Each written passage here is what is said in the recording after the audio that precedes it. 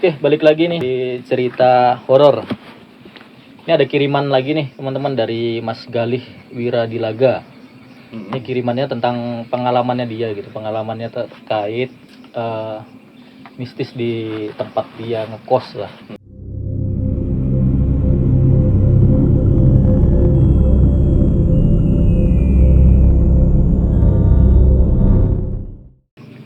Pada tahun 2012, sewaktu bekerja di Jogja, tepatnya di Ambarukmo Plaza. Nah, dia tinggal di tengah kampung yang terbilang cukup padat karena antar rumah itu saling berhimpitan. Jadi di padat penduduk, di tempatnya padat penduduk.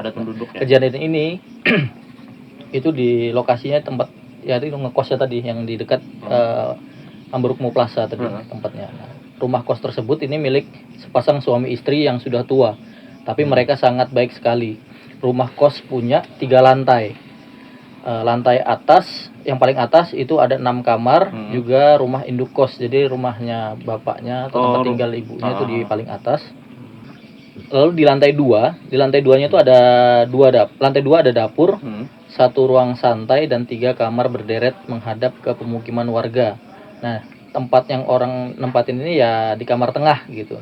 Dan di bawah ada gudang juga, 1 kamar mandi karena ini kos sederhana, jadi kamar mandinya hanya ada 2 di lantai 3 dan di lantai paling bawah seperti itu. Karena yang di lantai 2-nya kan tadi tempat masak ya, ada dapurnya gitu.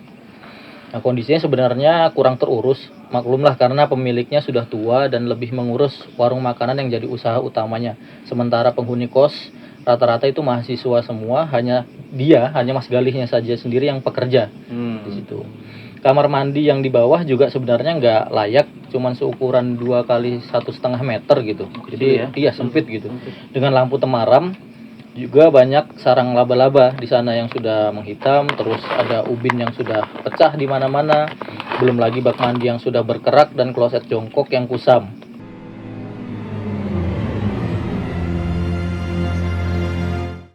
Dan yang membuat saya merasa aneh, di dalam kamar mandi ada lukisan yang sudah lusuh.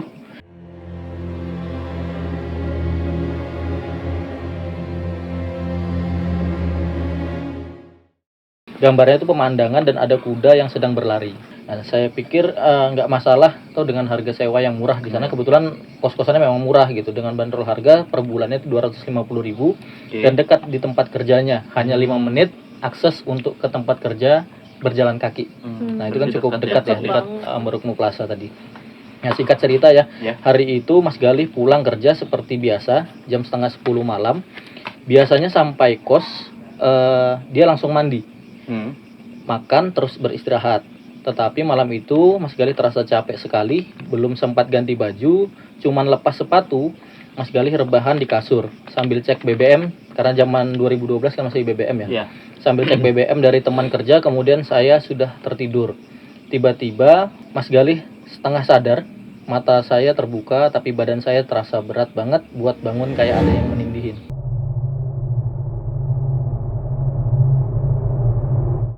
Jadi kayak ada yang tindihan gitu ya. Ya, kayak menimpa dia gitulah, jadi nggak bisa gerak. Yang membuat kaget Mas Galih lagi, Mas Galih melihat ada sesuatu yang sudah berdiri seolah sedang mengamati.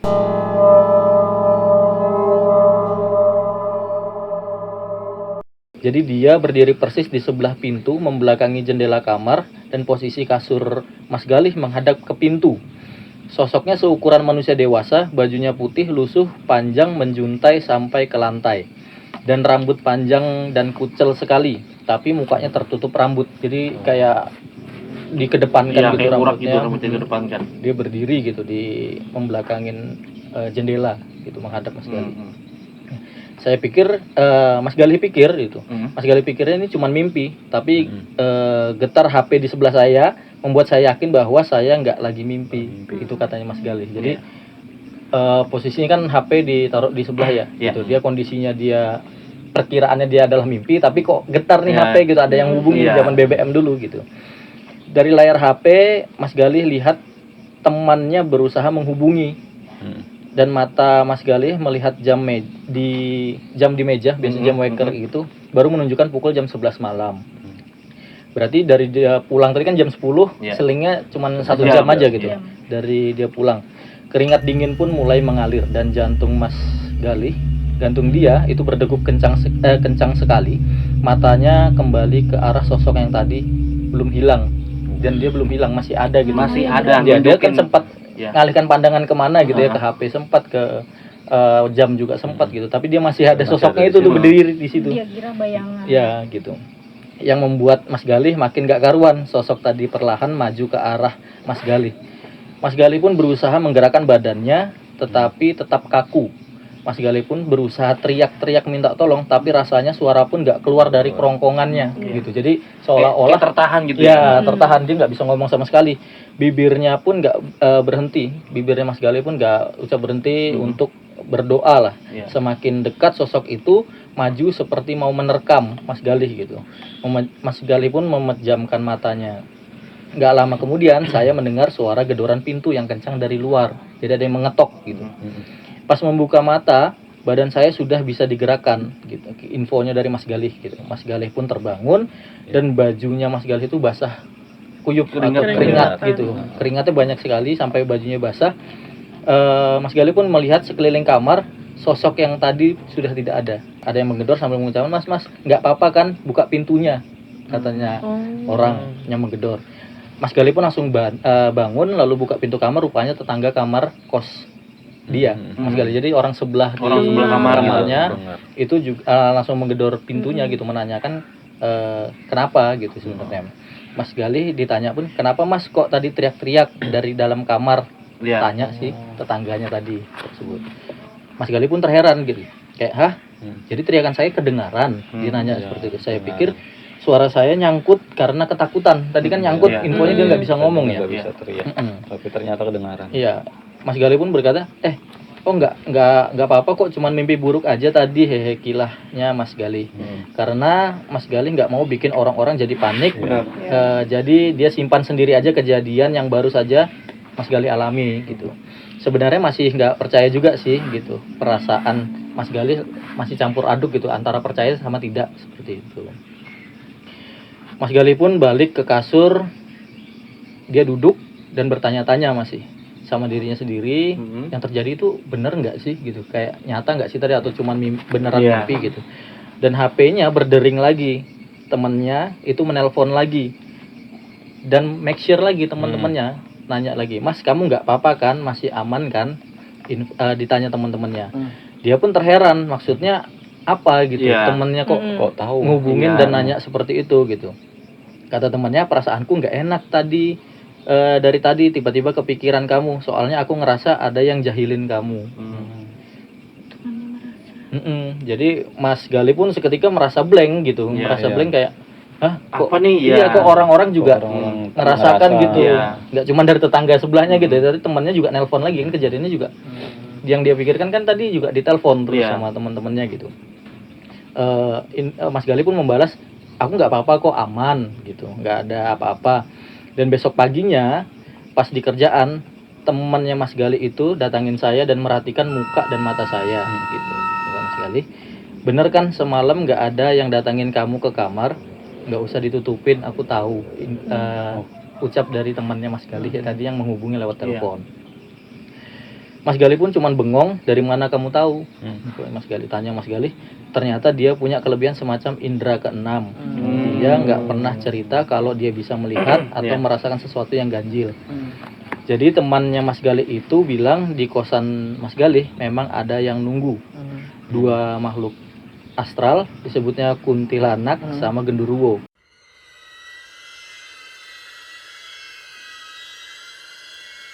Padahal nih temannya yang Mas Galih tadi itu nggak pernah datang ke kosannya dia, nggak pernah main ya, nggak pernah. Temannya belum pernah ke kosannya dia, tapi bisa tahu posisi detailnya seperti apa gitu, kondisi rumah kos yang ditempatin Mas Galih seperti itu. Masih untung yang nyamperin dia semalam ini, Mas Galih nyamperin Mas Galih semalam itu cuma yang kuntilanak seperti itu. Cuman mau ngajak kenalan katanya. Misal yang datang genderuwo mungkin sudah beda cerita, kata dia sih jahat, kata temannya Mas Galih tadi itu jahat. Semula Mas Galih masih belum bisa percaya juga dengan penjelasan temannya, dan temannya pun paham kalau memang Mas Galih ini belum bisa menerima hal itu. Tapi ada satu hal lagi yang membuat Mas Gali jadi percaya kata-kata temannya itu. Misal suatu malam nanti ada yang datang, info temannya, entah itu dengan wujud bagus atau wujud sebenarnya, kamu nggak usah takut, dia cuman mau pamitan sama kamu Mas. Itu info dari temannya. gitu. Temannya ngasih tahu duluan gitu. Yang Misalnya pukul dia anak tuh ini. siapapun gitu, yang iya. manapun itu, yang mau datangin dia mau dalam bentuk wujud aslinya ataupun menyerupai sesuatu, jangan takut. Mas Gali pun kaget. Maksud dia di sini yang mau pamitan itu almarhum sahabat saya yang meninggal karena kecelakaan kereta di Pemalang tanggal 2 Oktober 2011. Mas Gali pun sama sekali nggak pernah tahu, nggak pernah cerita sama teman-temannya semua tuh nggak ada cerita Nggak ada karena yang itu tahu. lokasinya dia baru kerja juga di Ambarukmo itu, Ambarukmo Plaza, yang nggak ada yang pernah cerita dan dia bisa tahu gitu, maksudnya sudah Bisa diwanti-wanti ngerti, kalau ya. memang dia mau pamitan gitu. Nah ini ceritanya ya hal dimana dia masih bingung gitu, kok bisa tahu ya ini Iya. temannya gitu. Dan Oh. benar beberapa waktu kemudian setelah malam itu mimpi almarhum sahabat ini, tapi mimpi ini. Iya. Oh, Jadi mimpi. setelah beberapa waktu kemudian itu pas dia sudah sampai di kos-kosan, dia mimpi almarhum sahabatnya itu dia datang, dia ingat banget itu pakai baju couple atau baju kembar lah, Iya, gitu. sama kan. Karena sahabatan gitu kan, Iya. Mas Gali gitu sahabatan, dan dia minta maaf terus pamit seperti itu. Itu ceritanya dari Mas Gali. Mas Gali. Mm-mm.